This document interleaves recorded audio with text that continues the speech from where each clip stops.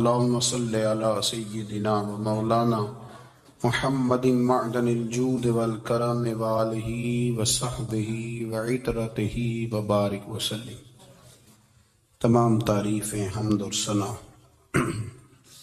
اللہ تبارک و تعالیٰ کے لیے۔ درود و سلام نبی اکرم نور مجسم شفیع معظم احمد مجتبیٰ جناب حضرت سیدنا محمد مصطفیٰ صلی اللہ تعالی علیہ وسلم کی ذات والا صفات کے لیے حمد و صلات کے بعد، دوستو، بزرگوں اور بھائیوں، قرآن مجید فرقان حمید میں اللہ تبارک و تعالی نے فرمایا ہے اپنے بندوں کو اپنی عبادت کی طرف توجہ دلائیے، اپنے بندوں کے دلوں میں عبادت کا شوق، ذوق اور نظریہ پیدا فرمایا ہے۔ فرمایا یا ایھا الناس اعبدوا ربکم الذی خلقکم، اے ایمان والو، اے لوگو، اپنے اس رب کی عبادت کرو جس نے تمہیں پیدا کیا ہے۔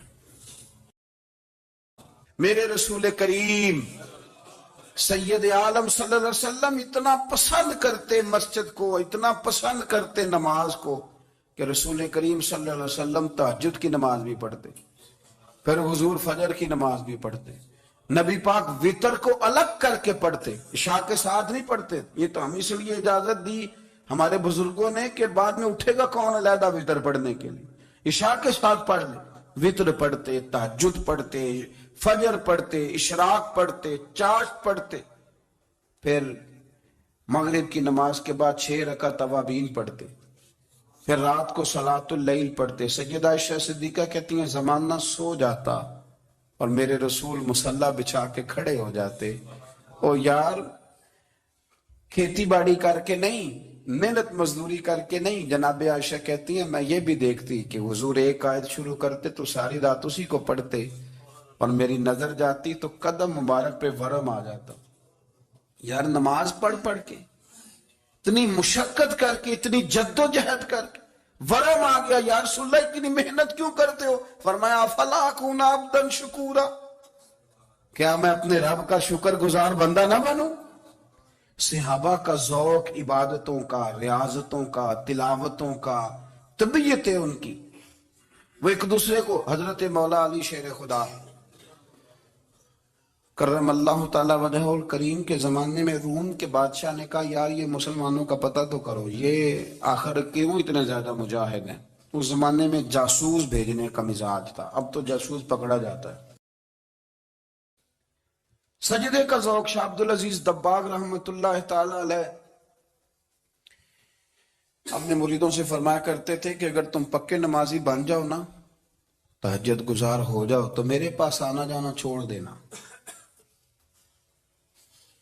عرض کی حضور کیوں؟ فرمایا میں تمہارے اور رب رسول کے راستے میں رکاوٹ نہیں بننا چاہتا، اور میرا مقصود ہے تمہیں وہاں تک پہنچانا۔ جب پہنچ گئے تو پھر میری ضرورت ختم ہو گئی۔ ہاں کبھی وسوس آئے، شک پیدا ہو، تکلیف ہو تو آنا، ورنہ میں نہیں چاہتا کہ میں رکاوٹ بنا رہوں۔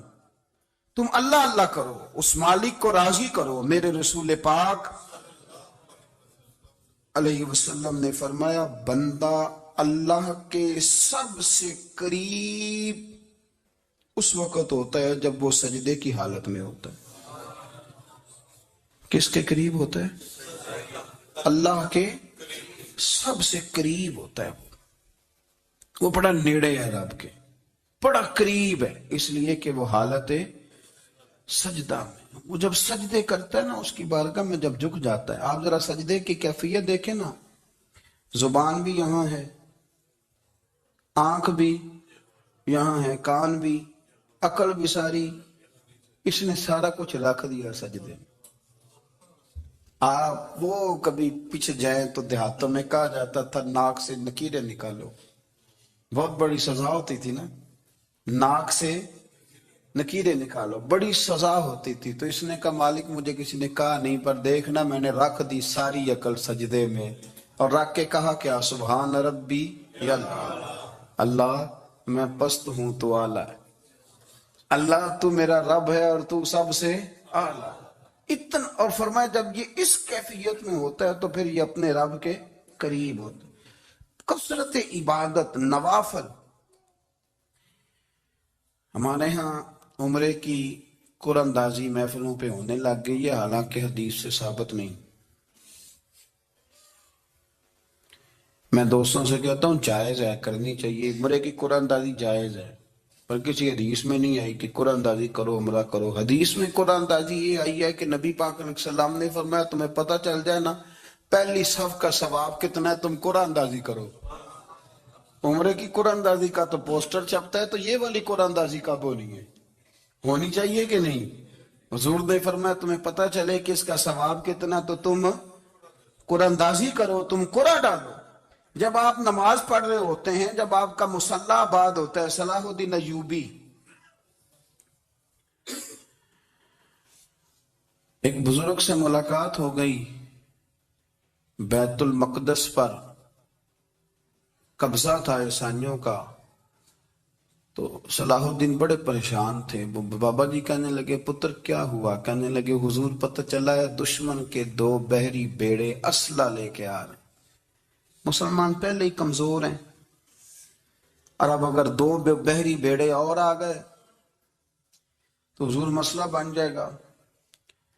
تو میں پریشان ہوں کہ کس طرح یہ کم مسئلے والی ہماری فوج ہے کیسے مقابلہ کرے گی۔ تو بابا جی کہنے لگے پتر اس طرح کرنا، آج رات تو بھی دعا کرنا اور میں بھی کروں گا، تو بھی دعا کرنا، آپ ناراض نہ ہونا، ہم تو پیروں والے ہیں، ہم تو پیروں کے نوکر غلام ہیں، ہمارا تو گزارا ہی نہیں، ہمیں تو ملتا ہے سارا کچھ وہاں سے۔ پر میرا سوال یہ ہے کہ تعویذ لینے جاتے ہو نفل کیوں نہیں پڑھتے؟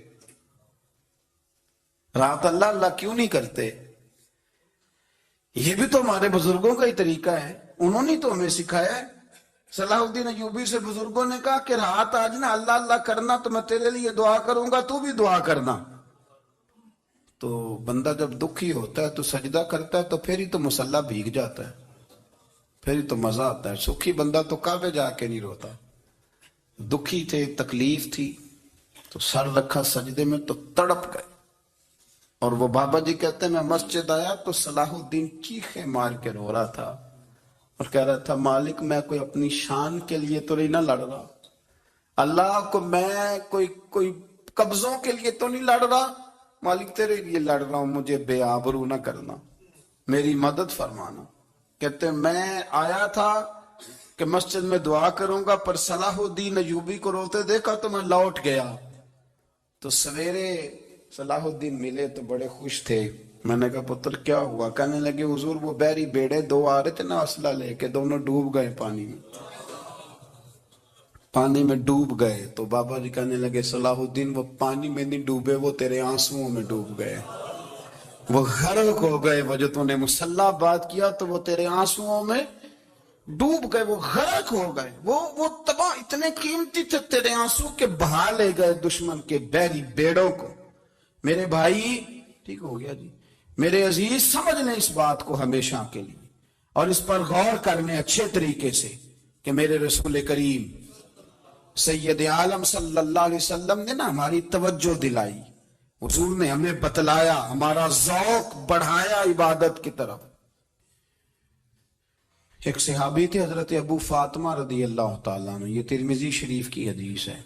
نبی پاک علیہ السلام نے فرمایا ابو فاطمہ قیامت کے دن مجھ سے جلدی ملنا چاہتے ہو کہ دیر کے ساتھ؟ تو کہنے لگے حضور کون ہوگا جو دیر سے ملنا چاہے، ہم نے تو جان دے دی وعدہ دیدار پر۔ اعلیٰ حضرت فرماتے ہیں جان دے دی وعدہ اور نقد اپنا دام ہو ہی جائے گا۔ مجھے لگتا ہے کہ یہ سودا نقد و نقد ہو جانا ہے، چونکہ ہم نے جان دے دی وعدہ دیدار پر۔ آپ نے وعدہ کیا تھا کہ مریں گے تو پھر زیارت ہوگی، تو مر گئے ہم زیارت کی خاطر۔ جان دے دی وعدہ دیدار پر تو نقد اپنا دام ہو ہی جائے گا۔ اے رضا ہر کام کا ایک وقت ہے، دل کو بھی آرام ہو ہی جائے گا۔ تو حضرت ابو فاطمہ رضی اللہ تعالیٰ عنہ سے نبی پاک صلی اللہ علیہ وسلم نے فرمایا جلدی ملنا چاہتے ہو کہ دیر سے؟ عرض کی حضور فٹافٹ ملنا ہے، میں نے قیامت کے دن آپ سے جلدی ملنا ہے۔ تو نبی پاک علیہ السلام نے فرمایا پھر اس طرح کرنا، دنیا میں رہ کے سجدے زیادہ کرنا، پھر سجدے زیادہ کرنا، قیامت میں ملاقات جلدی ہو جائے گی، قرب ملے گا تمہیں۔ اپنے بچوں کے اندر دیکھیں نا، ہم شوق پیدا کرتے ہیں، ہمیں صحیح لفظ نہیں بولنے آتے پر ہم بچوں میں شوق پیدا کرتے ہیں کہ پتر ڈاکٹر بن جائے گا تو بڑا نفع کرے گا، تو لوگوں کی خدمت کرے گا، ملک و ملت کی خدمت کرے گا، تیرے ابا کا نام روشن ہوگا، تیرے دادا کی تعریفیں ہوں گی۔ ہم یہ ذوق پیدا کرتے ہیں، ہم اپنے نوجوانوں کے اندر یہ فکر پیدا کرتے ہیں، انہیں ہم سمجھاتے ہیں کہ میاں جب تم پڑھو گے، محنت کرو گے تو فلاں آدمی کی طرح تمہارا نام ہوگا۔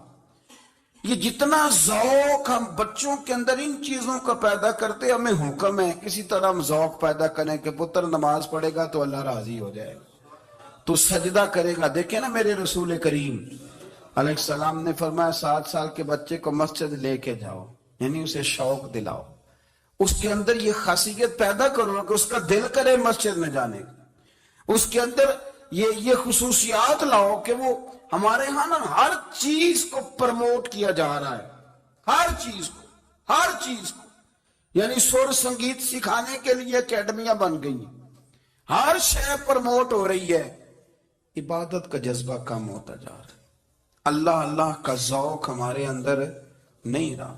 اور اتنا مشکل ہم نے اپنے لیے بنا لیا ہے کہ وہ بندہ جو بڑی زبردست مذہبی گفتگو کر رہا تھا اور تگڑی بات کر رہا تھا، کیا بات ہے، لیکن نماز کے بارے میں کمزوری دکھا جاتا ہے، نوافل کے بارے میں وہ چپکے سے نکل جاتا ہے۔ امام احمد بن حنبل رحمۃ اللہ تعالی علیہ، مسند امام احمد بن حنبل 14 جلدوں میں ہے مارکیٹ میں، اور مجھے تو خیر پسند ہی پڑی ہے، میں نے تو کئی دفعہ پڑھی ہے، اور کیا بات ہے امام احمد بن حنبل کی، کیسے تگڑے قسم کے محدث تھے، اور اللہ نے کتنا انہیں اعزاز عطا فرمایا ہوا تھا۔ یہ کوڑے بھی کھاتے تھے دین کی خاطر، سارا کرتا لہو سے بھر بھی جایا کرتا تھا، بڑا اعزاز والا شخص تھے، بڑے اعزاز والے، حدیثیں جمع کرنا، حدیثیں لکھنا، حدیث پڑھانا، سارا دن رہتے تھے، کہہ سکتے تھے کہ میں کر تو رہا ہوں کام، اور حدیث بھی موجود ہے کہ عالم عابد سے افضل ہوتا ہے، پر اس کے باوجود امام احمد بن حنبل رحمۃ اللہ علیہ 300 نفل فرض نمازوں کے علاوہ پڑھا کرتے تھے، 300 نوافل روز پڑھا کرتے تھے۔ ان کے بیٹے نے کہا ابا جی مکان خریدنا ہے تو جگہ کہاں کر کے لوں، بہت ساری آبادیاں، تو فرمایا پتر وہاں لینا جہاں مسجد قریب ہو۔ والذین من قبلکم، اور ان لوگوں کو بھی پیدا کیا ہے جو تم سے پہلے تھے، تمہیں عبادت کا نفع یہ ملے گا لعلکم تتقون، کہ تم پرہیزگار ہو جاؤ گے۔ عبادت اس لیے کیا کرو کہ اللہ نے تمہیں پیدا کیا ہے، اور اس لیے کہ تم سے پہلے لوگوں کو بھی اللہ نے پیدا کیا ہے۔ اور پھر ارشاد فرمایا کہ الذی جعل لکم الارض فراشا، وہی رب ہے جس نے تمہارے لیے زمین کو فرش بنایا ہے، والسماء بنا، اور آسمان کو چھت بنایا ہے، وانزل من السماء ماء فاخرج به من الثمرات رزقا لکم، زمین کو فرش بنایا، آسمان کو چھت بنایا، پھر آسمان سے پانی برسایا جس کے ذریعے پھل نکالے، اور وہ بھی کسی اور کے لیے نہیں، رزقا لکم، تمہارے رزق کے لیے، وہ بھی تمہارے رزق کے لیے، یہ ساری نعمتیں تمہیں دی ہیں۔ اب فلا تجعلوا للہ اندادا، اب تم اللہ کے ساتھ کسی کو شریک نہ بناؤ، وانتم تعلمون، اور تم جانتے بھی ہو، تمہیں خبر بھی، تمہیں پتہ ہے کہ عبادت اللہ کی کرنی چاہیے، تمہیں پتہ ہے کہ نماز پڑھنی چاہیے، تم جانتے ہو کہ نوافل ادا کرنے چاہیے، تمہیں پتہ ہے کہ سجدے آنکھیں بند کر کے جھوٹ کی زندگی جی کے، اپنے ساتھ بددیانتی کر کے، دھوکہ دے کے اپنے آپ کو دائیں بائیں، اپنے آپ کو کہیں مصروف رکھ کے کچھ وقت ضائع تو کر لیتے ہو، پر تمہیں پتہ تو ہے نا کہ عبادت اللہ کی کرنی، تمہیں اس کی خبر ہے۔ فرمایا اس رب کی، دیکھیں نا، انسان پر اگر کوئی شخص نیکی کر دیتا ہے، احسان کر دیتا ہے، تو انسان اس کے سامنے پھر گردن نہیں اٹھا سکتا، یار یہ میرے مشکل وقت کا دوست ہے، اس نے میرے ساتھ نیکی کی ہے، کبھی بھی گردن نہیں اٹھائے گا، جھکا کے رکھے گا۔ تو اگر عام کوئی نیکی کر دے تو اس کے سامنے انسان کبھی گردن نہیں اٹھاتا، تو جو رب ساری نعمتیں عطا فرمائے، جو کہے کہ تیری تخلیق میں نے کی، تجھ سے پہلوں کو بھی پیدا میں نے کیا، تیرے لیے زمین کا بچھونا بھی میں نے بچھایا، آسمان کی چھت بھی میں نے لگائی، تیرے لیے زمین سے ساری اناج کو، پھل کو، کھیتیوں کو نکالا بھی تیرے لیے، اب تو اس طرح کر کہ تو میری عبادت کر، تو میری بارگاہ میں جھک جا۔ بہت سارے نشے لوگوں کو لگے ہوئے ہوتے ہیں، ہر آدمی کوئی نہ کوئی نشہ کرتا ہے، کوئی دولت کا کرتا ہے، کوئی شہرت کا کرتا ہے، کوئی اپنی تعریف کا نشہ کرتا ہے، دو چار لوگوں سے تعریف سن کے مطمئن ہو جاتا ہے۔ ناراض تو نہیں ہو گیا اس جملے سے آپ؟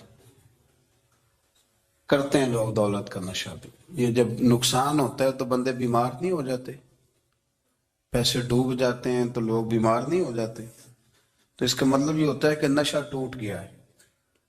اب بیک ہوئے نا تھوڑے سے تو کانپتے ہیں، تڑپتے ہیں، پریشان، نشہ ہی اسی طرح ہی کرتا ہے نا، نہیں ملتا تو پریشان ہوتا ہے۔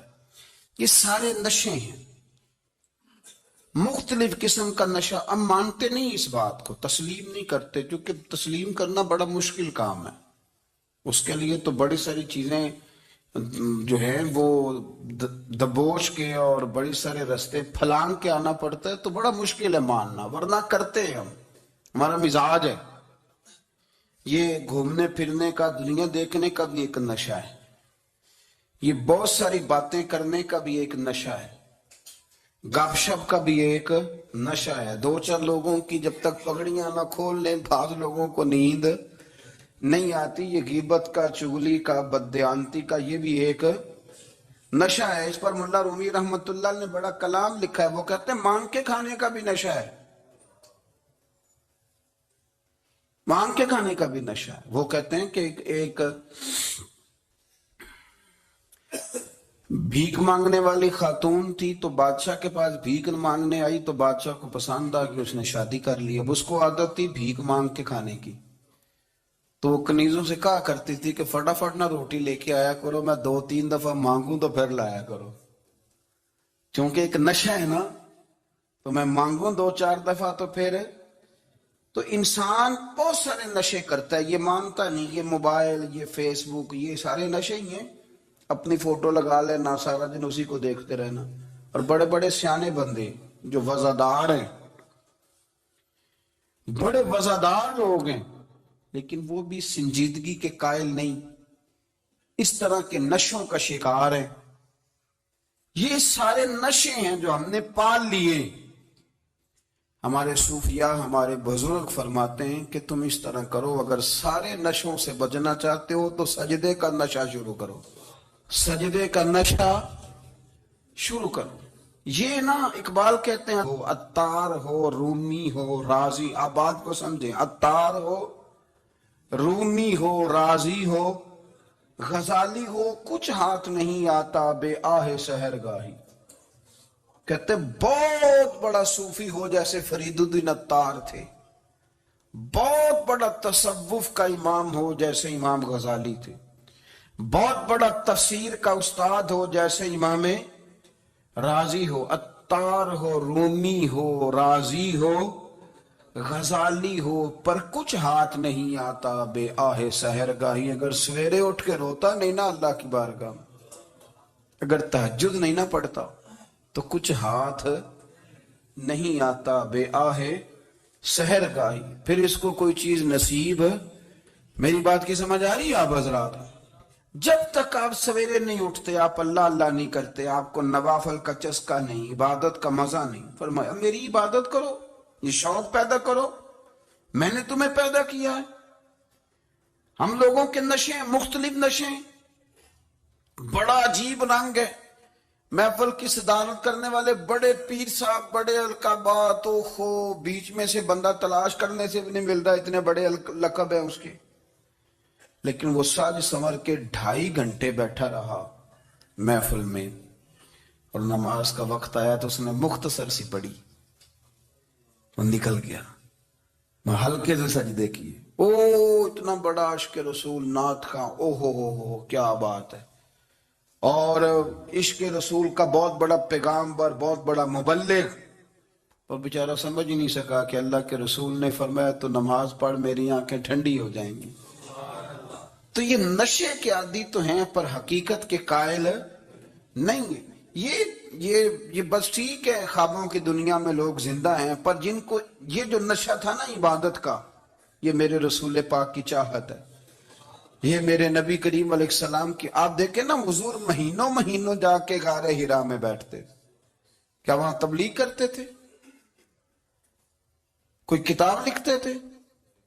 رسول کریم علیہ السلام مہینہ رہتے غار حرا میں، کوئی نہ مجھے دیکھے، کوئی نہ مجھے ملے، حضور یہاں کیا ہے؟ فرمایا میں اپنے رب کی عبادت کروں گا۔ نبی کریم علیہ السلام نے سجدوں کے ساتھ پتھروں اور پہاڑوں کو آباد کر دیا، سجدوں کے ساتھ۔ آپ کا سجدہ آپ کو بہت ساری چیزوں سے چھڑا لیتا ہے، یہ بہت ساری جگہوں سے جھکنے سے بچا لیتا ہے۔